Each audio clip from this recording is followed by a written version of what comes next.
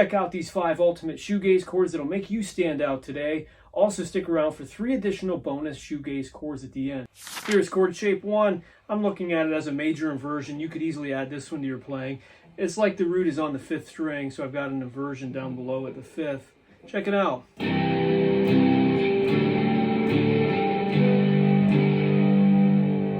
And it sounds great in the rhythm.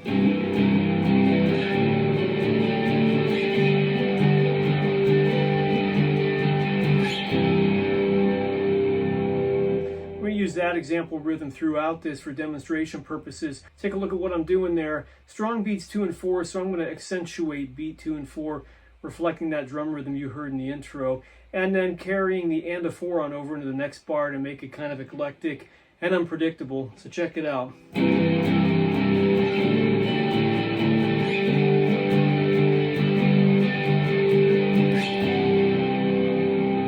Let's do a minor inversion and do something similar. Everything you're seeing here is in the key of E minor, aka G. So all of these are congruent and will work together in your harmonies. Here's our minor inversion, and I've got my lowest note down here on the 3rd fret, thickest string.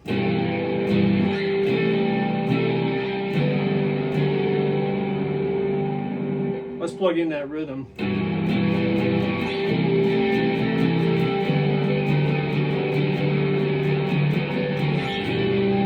Those will make you stand out from the crowd. 2 tips I have for you today when you're playing these chords so you don't bump some of those cool open strings that are added in there. Make sure and drop your wrist. Now secondly, when you're shifting from one chord to the next, try to relax your fretting hand. You'll glide around a lot easier. This next chord shape here is really beefy, sounds great with overdrive or if you got a big muff. Let's check out this bad boy. I'm going to use an open 2nd string. I'm not going to play the thinnest string.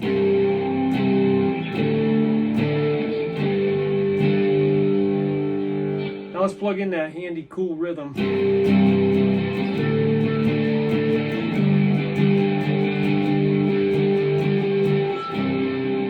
Now we're going to move into something rather eclectic. It's chord 4. Here's the chords.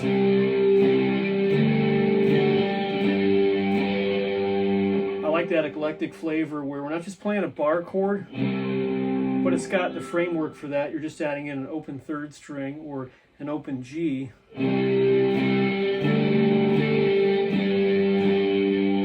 Now let's plug in that rhythm.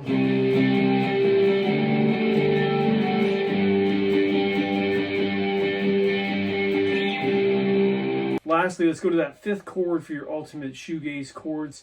Instead of a big wall of sound of a bar chord with all the distortion and background effects in shoegaze, I want a little clarity, so I do without the thinnest string.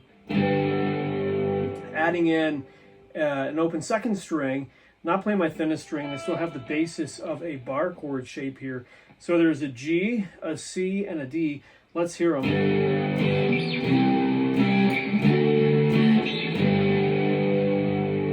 Now let's put them together.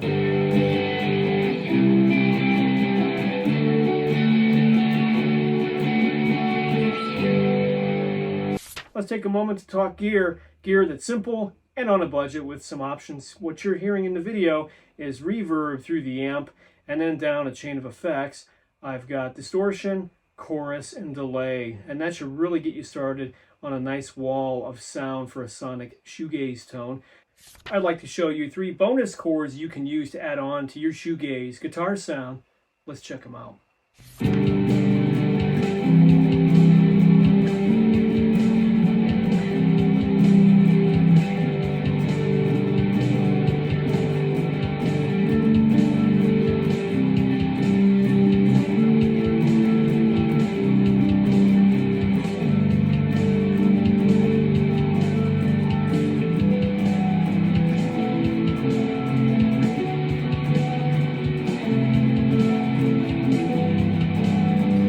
Check out this first one. It's like a major inversion. So imagine there's just like a G shape, but I've got an inversion from the 3rd in the bass here. I'm going to move it through the triads in the same key here, E minor, aka G, and I've got the 3rd in the bass, and we've got 3 chords we can pick out.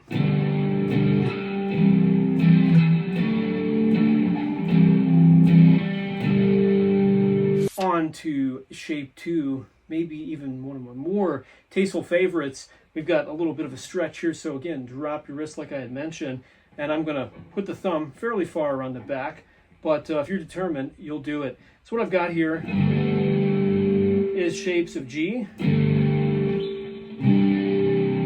the C, and a D. And what you're hearing that sounds so cool is that there's a 9th up here where my pinky is at, or the A note inside of this G-shaped chord. Let's play them each twice.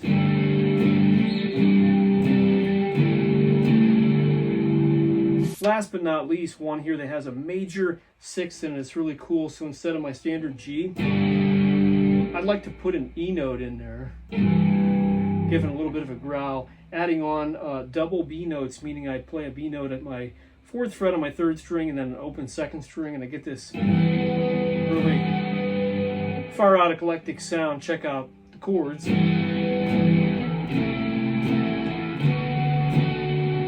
Tons of fun. That gives you 8 shoegaze chords to work with. Do have fun with those.